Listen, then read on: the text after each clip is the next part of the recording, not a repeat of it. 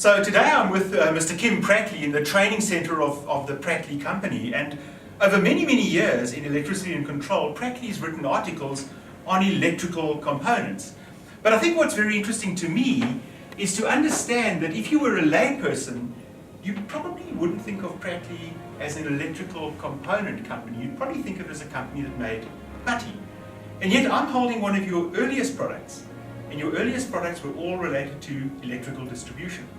But Kim, there's a relationship between this particular product and the putty, and then I guess the future of that company. Indeed. So our original business was electrical cable fittings, and it still is.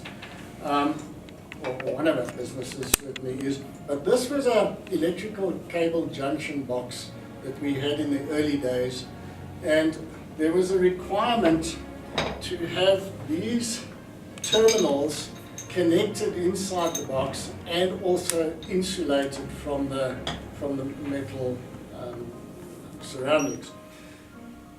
And that was the impetus for developing Pratley putty, which was the world's first epoxy putty.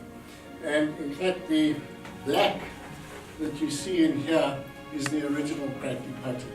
So it was developed for that purpose, and obviously, having done that, its unique properties were soon sort of realized, and that gave birth to our adhesives business. So today we have about 60 or 70 adhesive products, and it's a completely separate business. Now what's becoming very interesting to me is clearly the putty is a polymer. Indeed. And clearly a lot of the products we see in front of us today are based on polymers. Absolutely. And I'm intrigued to understand how you ensure the quality of products like this, given that we're in a very competitive space, and I know for a fact that your company makes some very aggressive claims in terms of the quality of the product. Yes. How do you ensure that? Well, the claim is that the performance of our products must exceed any other on the world market.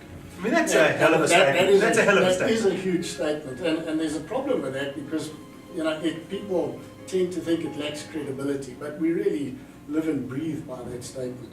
So how do we achieve that? Well, one of the things that we have going for us is we have a lot of R&D technology related to adhesives.